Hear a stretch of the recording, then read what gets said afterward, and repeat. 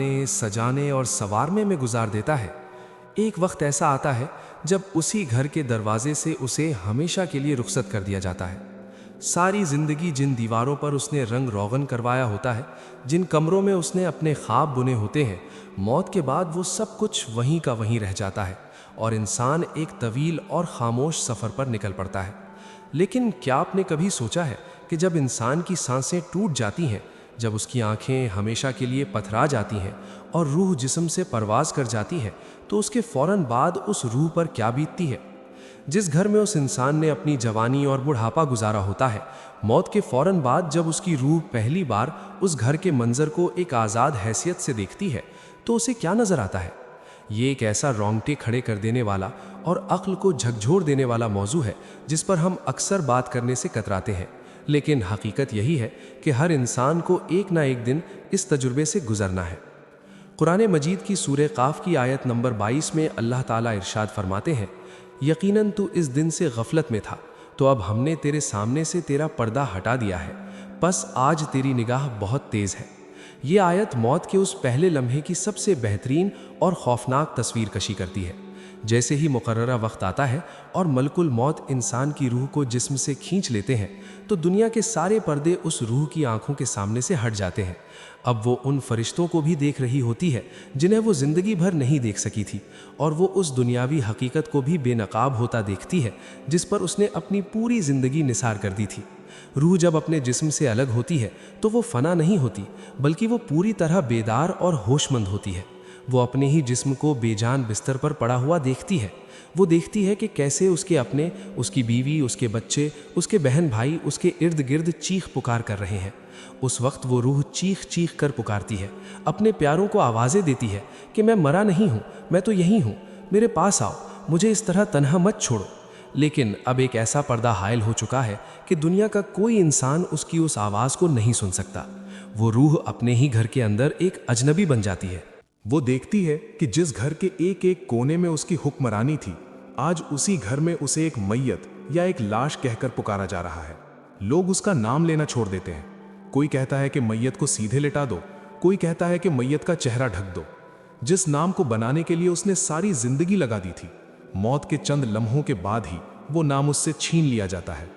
इस्लामी तालीमात और अहादीस मुबारका से हमें ये वाज़ेह रहनुमाई मिलती है कि रूह को आसमानों पर ले जाने और उसका नाम इल्लीयीन या सिज्जीन में दर्ज करने के बाद वापस दुनिया में लौटा दिया जाता है, ताकि वो अपने जिस्म के गुस्ल, कफन और दफन के मराहिल में मौजूद रहे।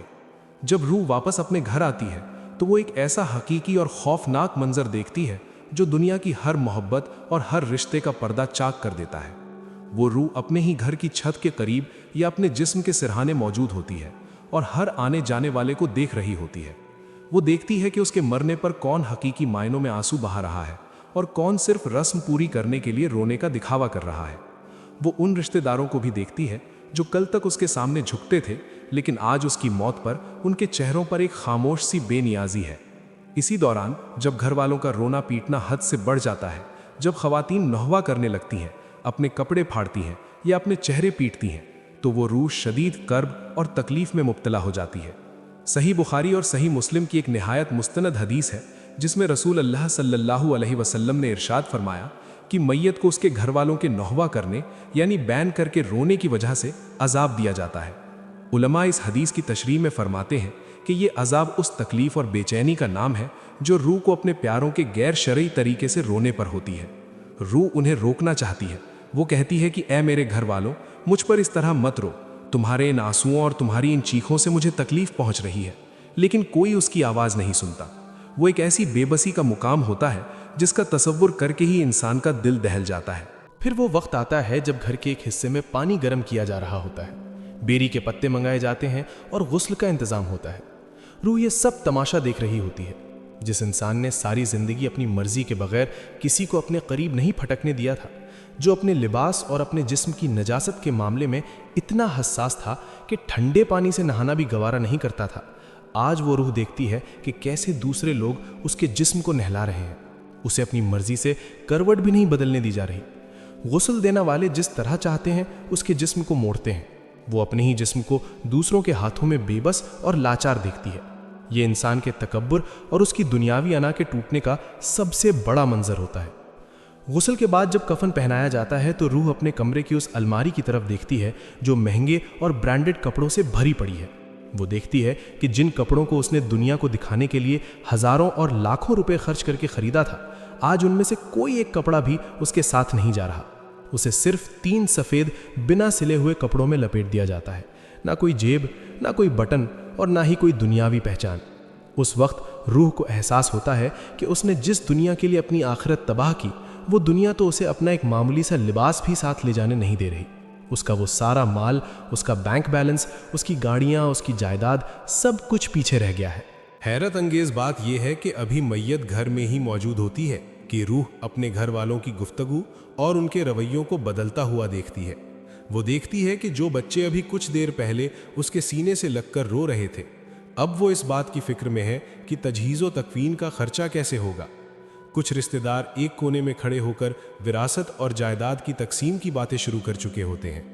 जिस घर को उसने पाई पाई जोड़कर बनाया था, रूह अपनी आंखों से देखती है कि कैसे उसकी बीवी, उसके बच्चे और उसके भाई उस घर के कमरों और उसकी दौलत के बंटवारे पर बहस कर रहे हैं।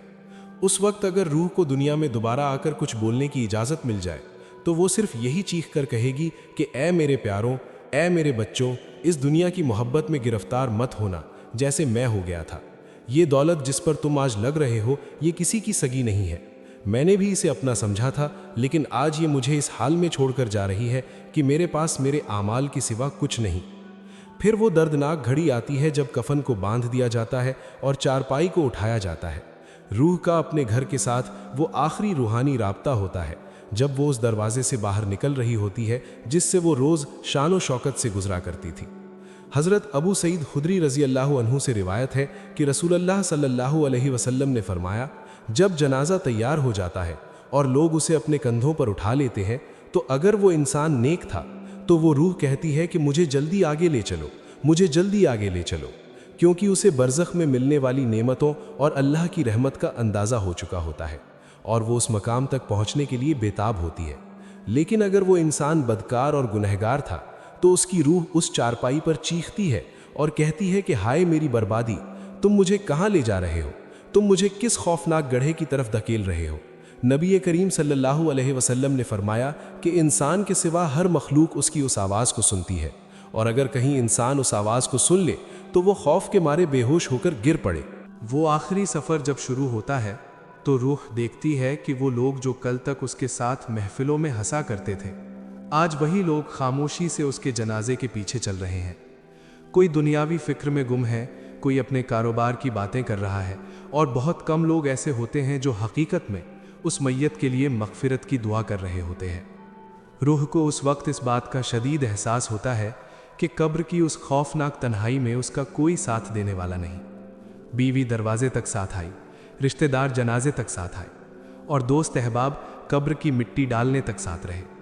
उसके बाद सब ने मुड़कर वापस उसी दुनिया की तरफ रुख कर लिया जिस दुनिया से वो हमेशा के लिए बेदखल कर दिया गया है।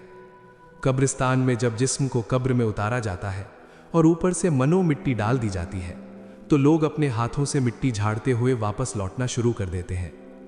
मुस्तनद अहादीस में आता है कि मैयत अपने दफन करके वापस जाने वालों की जूतों की आहट तक सुनती है। वो रूह अपने प्यारों के कदमों की आवाज़ सुनती है जो उसे उस अंधेरी कोठरी में अकेला छोड़कर जा रहे होते हैं। ये वो मकाम होता है जहाँ दुनिया का हर भरम टूट जाता है। यहाँ ना कोई सिफारिश काम आती है, ना कोई दौलत। यहाँ सिर्फ इंसान और उसके रब के दरमियान हिसाब का वक्त शुरू होता है। मुनकिर और नकीर फरिश्ते कब्र में आते हैं और वो 3 बुनियादी सवाल करते हैं जिन पर इंसान की आखिरत की हमेशा की कामयाबी या नाकामी का फैसला होना होता है। तेरा रब कौन है? तेरा दीन क्या है? और नबी करीम सल्लल्लाहु अलैहि वसल्लम की तरफ इशारा करके पूछा जाता है कि तू इन हस्ती के बारे में दुनिया में क्या अकीदा रखता था। आज हम ज़िक्र रहमान के इस प्लेटफॉर्म से एक बहुत बड़ी हकीकत को समझने की कोशिश कर रहे हैं। ये सिर्फ एक कहानी या एक वाक़या नहीं है, ये वो आईना है जिसमें हम सब ने एक दिन अपना चेहरा देखना है। आज हमारे पास मोहलत है, आज हम उस घर में सांस ले रहे हैं जिसे हमने अपना समझा हुआ है। लेकिन याद रखें, एक दिन हमारी रूह भी इसी तरह घर के किसी कोने में खड़ी होकर अपने ही जिस्म को बेजान देखेगी। आज वक्त है कि हम अपनी दुनियावी मोहब्बतों को अल्लाह और उसके रसूल की मोहब्बत के ताबे कर लें। उन रिश्तेदारों से, उन बहन भाइयों से और उन लोगों से जिनसे हमने दुनियावी मुफाद या अना की खातिर ताल्लुक़ तोड़ा हुआ है, उनसे आज ही सुलह कर लें, क्योंकि जब रूह घर से निकल रही होगी तो ये अना, ये गुरूर और ये नफ़रतें सिर्फ़ और सिर्फ अजाब का बायस बनेंगी। हमें अपनी ज़िंदगी का मुहासबा करना चाहिए कि हम जिस मानो दौलत को जमा करने में दिन रात एक किए हुए हैं, क्या वो हमारे साथ हमारी कब्र में जाएगा? हरगिज़ नहीं। हमारे साथ सिर्फ वो सदका जारिया जाएगा जो हमने किसी गरीब की मदद करके किया होगा। हमारे साथ वो नमाजें जाएंगी जो हमने रातों को उठकर पढ़ी होंगी। हमारे साथ वो कुरान जाएगा जिसकी हमने तिलावत की होगी। मौत किसी उम्र, किसी रुतबे या किसी बीमारी का इंतज़ार नहीं करती। ये वो अटल हकीकत है जो हर दरवाजे पर दस्तक देगी। अल्लाह ताला से दुआ है कि वो हमें मौत की सख्ती और कब्र के अजाब से महफूज रखे। या अल्लाह, जब हमारा आखिरी वक्त आए तो हमारे दिलों को अपनी याद से मुनव्वर फरमा देना, हमारी रूह को आसानियों के साथ कब्ज़ फरमाना और बरज़ख के सफ़र में हमारे लिए रहमत के फ़रिश्ते मुकर्रर फरमाना। हमारे उन तमाम प्यारों की मग़फ़िरत फरमा जो आज मन भर मिट्टी के नीचे तन्हा है। या अल्लाह, उनकी कब्रों को जन्नत का बाग बना दे और क़यामत के दिन हमें जन्नतुल फ़िरदौस में अपने नेक बंदों के साथ जमा फरमा। आमीन या रब्बुल आलमीन।